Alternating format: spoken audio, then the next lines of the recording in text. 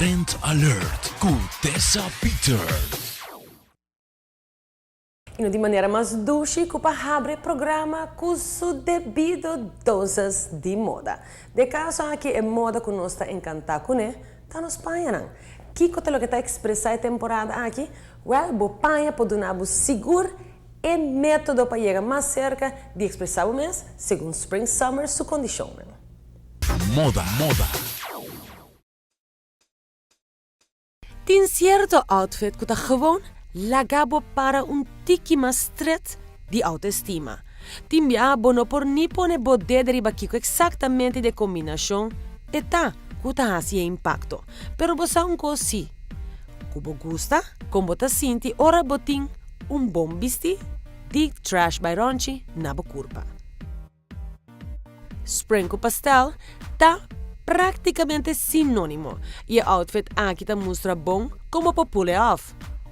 Incorporando baby pink bolero jacket, detalhe na maneira tas de canchi e tutti accessori não tá must para lograr a totalidade. Pero bono tin que busca leo tampoco, para lo que bom mester. Na trash não tem tudo último de tendência de acessório que em realidade tá indispensável. Ora botar update para wardrobe para a temporada. E ora trata de tas, faja e headwear, well, mira para o mês. Esse aqui é o departamento que mais cresce na Trash by Ronchi. Floral está presente com peça extraordinariamente delicioso, maneira e linha com imprenta oriental.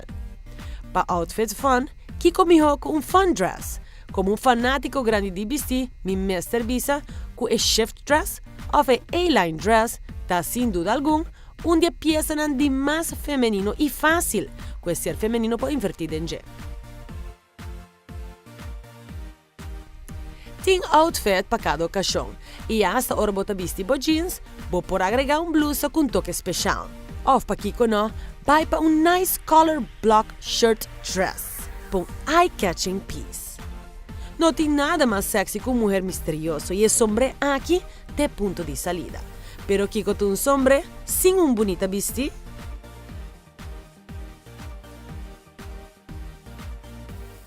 Para un look fresco pero intrigante também, Trash tem lo que bom mester. El hombre aqui está sin magia e a imprenta veneziano te agrega net suficiente romanticismo.